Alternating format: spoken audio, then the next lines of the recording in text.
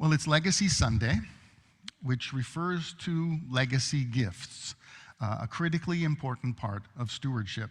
For many people, if not most, leaving a legacy gift can be the most profoundly impactful gift they will ever make. And it almost always takes place at the end of life through an estate gift. A legacy gift keeps on giving after you're not here, like planting a tree. You might not sit in its shade or pick its fruit, but your kids and grandkids and many other families will. It's a simple way of planning to do something big that will last. And if you choose to leave a legacy gift through your estate, the details of the gift are outlined in your will. But here's the problem. About 50% of all Canadians don't have a will. Often people don't have a will because they haven't gotten around to it. But sometimes it's a little bit of superstition, the fear that if you write up a will, somehow it's tempting fate. However, if you don't have a will, and you can't leave a gift to your church or favorite charity, and for many of us, the end of life is precisely the moment when we can finally afford to make a substantial gift because the pressure of paying the bills leaves with us, since, as they say, you can't take it with you. Also, and much more importantly, for the 50% of Canadians who haven't planned for the end of life by drawing up a will, it means they are planning to do one of the worst things you can do to your family. There are countless stories of people who died unexpectedly without a will and left their heirs responsible for all their regular payments: mortgage, rent payments, car payments, utility bills, debt, and credit card debt. Bills that cannot be paid by the estate until the government gets around to appointing a trustee and collecting all the information about the assets. If you don't have a will, that means your loved ones will literally be paying your bills, possibly for months, until the government finally decides to release the estate's assets. And that's just not good stewardship. Now you might say, but Jim, how is this a sermon? Well, this has only been the introduction to the sermon, because in a way, I'm inviting a guest preacher to speak with us in just a moment, sort of. Now, the problem with our gospel reading for today, the parable of the talents, it's that it's hard to capture the background of the story. In those days, a powerful man like the master in this story had command over life and death. In fact, another version of this parable that is recounted in the Gospel of Luke, the parable of the minas, is more complex. Remember that Jesus would have told these parables in many places, on many occasions, so the apostles would have heard different versions, and each gospel had to choose a variation to share. In the version of the story in Luke 19, the master isn't just traveling for unknown reasons. The master is going to receive royal power as he is the heir to the throne in another kingdom. In Luke 19:12, Jesus begins the parable with, "A nobleman went to a distant region to receive royal power for himself and then return." And in Luke, this nobleman, the master, has enemies in the other region who do not want him to rule over them. And in Luke 19:27, Jesus tells us just how ruthless and powerful this master is. At the end of the story, the master is quoted as saying, "But as for these enemies of mine who do not want me to rule over them, bring them here and slaughter them in my presence." And that's terrifying. So what possible modern equivalent could we imagine in our era that would allow us to better relate to this allegory in order to gain some fresh insight? Well, imagine with me, if you will, that we're stepping into a scene from a classic film, a tale spun in the back rooms of New York City, where the stakes are high and loyalty is a matter of life and death. You may remember a couple of months ago now when I quoted some lines in character with a New York accent from the movie My Cousin Vinnie. Well, let's imagine that our New York tough guy, Vinnie, just finished seminary and has become a minister. This character, let's call him Pastor Vinnie, is a wise guy of a different sort, a street-smart sage with a heart of gold who's going to unpack the parable of the talents for his underworld congregation. But he's going to do it with a bit of a twist. in the language of the streets and with the flair of a Martin Scorsese movie. So sit back, open your hearts and your imagination, and let's hear what Pastor Vinnie has to say about living wisely, investing in our faith, and serving the ultimate boss. Pastor Vinnie? Okay, so picture this, okay? So there's this big shot, right? A real kingpin, capiche? He's got to skip town for a bit. He's going to clinch a deal of a lifetime. He's going to be the capo de tutti capi, the boss of all the bosses, okay? So he's the big man in charge. So he calls in his crew, his most trusted guys, okay? He says, I'm out of here for a spell, and I'm leaving you mugs in charge of my dough. To the first guy, Frankie, he hands a cool 5 million simoleons.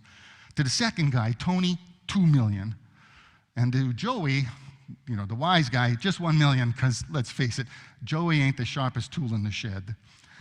So Frankie and Tony, they're real go-getters, right? They hit the ground running, they flip the boss's cash and double it. But Joey decides he's going to play it safe. He thinks he's smarter than the rest. So he's got it all figured out. He stashes the cash in a hole in the wall and bricks it up. He's thinking, if the boss gets clipped by his rivals or takes a fall, I'm sitting pretty on a cool million. It's all mine. The boss comes back, and now he's the dawn of all dawns, and he's ready to see what the boys have done for him. Frankie and Tony to get the royal treatment, more power, more respect, more territory. But Joey, poor Joey, he gets cement galoshes. He says, but boss, I knew you was a tough guy, a real hard case. I didn't want to risk your moolah. But the boss knows what Joey was really thinking. He says to Joey, you could have put the money in the friendly bank, Joey. But if you did that, you'd have had to say who owned the money. And you didn't want to do that. You was betting that I'd be sleeping with the fishes. You wasn't lazy. You're a thief. And that's how Joey ended up at the bottom of the East River. And it's like when the good book talks about robbing God. In Malachi 3:8. It's Malachi, right? Malachi? Okay, Malachi 3:8. That prophet guy, Malachi, he says, will anyone rob God? Yet you are robbing me, but you say, how are we robbing you? In your tithes and offerings. Well, sometimes a guy like Joey, he thinks he's playing it safe by holding out, but really, he's just betting against the house. And in the parable, when the boss entrusts his dough to his boys, he was handing them more than just greenbacks. He was giving them trust and opportunity and a chance to be part of something bigger than themselves. And ain't that just the way, like the man upstairs is? He gives us gifts and talents, and he says, go make something of it, I'm counting on yous. But here's the kicker. What we do with what we're given, it speaks about us. Not just about our smarts, but about our hearts. Are we like Frankie and Tony, talking to taking what we've been handed and running with it, making it grow, showing our gratitude through our gumption? Or are we like Joey, sitting on our hands, maybe even hoping the boss won't show up or notice, so we can keep it all for ourselves? And remember, in this family, our business is love, loyalty, trust. The dividends, they're eternal. The retirement plan, out of this world. So let's get out there and show the boss we're worth the investment, and let's do it with style. Capiche? Well, thank you very much, Pastor Vinnie. That was wonderful. Thank you so much. Now, I admit, Pastor Vinnie is an acquired taste, and he isn't exactly an angel, and certainly the parable he describes is not the perfect image of God. But remember, in Jesus' original parable, the master is no nice guy either. A parable is not a mirror image of God. It tells a story that gets across a point, that's all. Now, like Pastor Vinnie says, what we give reflects what we believe in our hearts.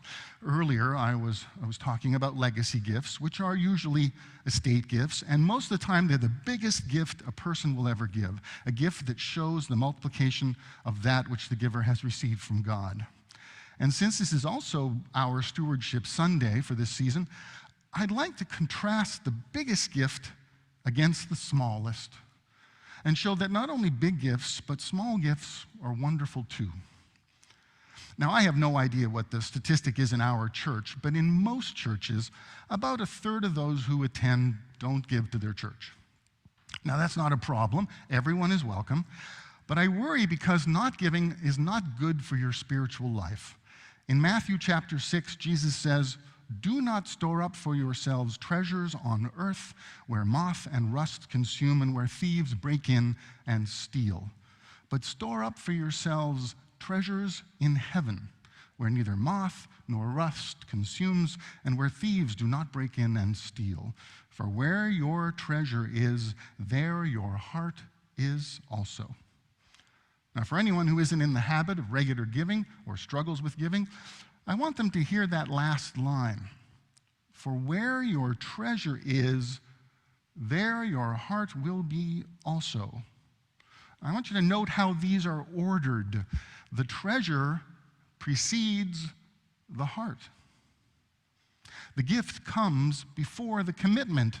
Most people think, where the heart is, there the treasure goes. The culture says, follow your heart. But that's a popular misconception. Actually, the opposite is the case. If you give, then you'll care. Why? Because your gift is an investment, and when you invest in the church, you care more about where that church goes and what they do because you're one of the people putting gas in the tank. Now, there's a couple of books, Atomic Habits and Tiny Habits. They're two terrific books that each teach that if you want to change a habit or start a new habit, you must start very, very, very small. So if you haven't gotten into the habit of giving, I want to ask you to give a dime, a quarter, loony, toonie, a fiver. Whatever you have that you can spare painlessly. When the offering plate comes around, if you don't normally think to give, please put in just a little bit. Not because it will make a big impact on the church, that doesn't matter. It will make an impact on your heart. And next Sunday, please do the same. Just a little will mean a lot to your soul.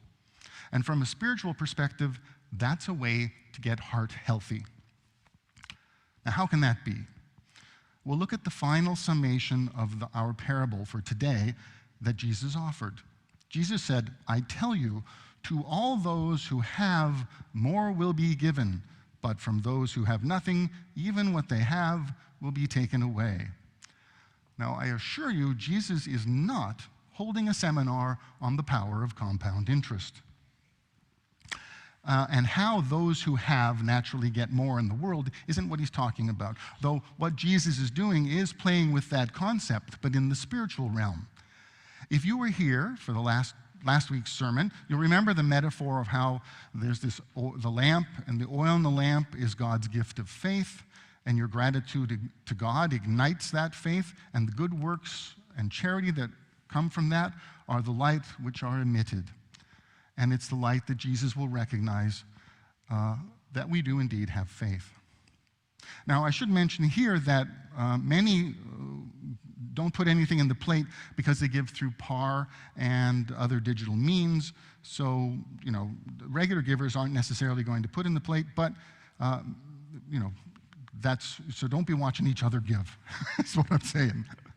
The Gospel of Matthew is telling us, build up treasure in heaven by using the gifts God has given you for the things of God.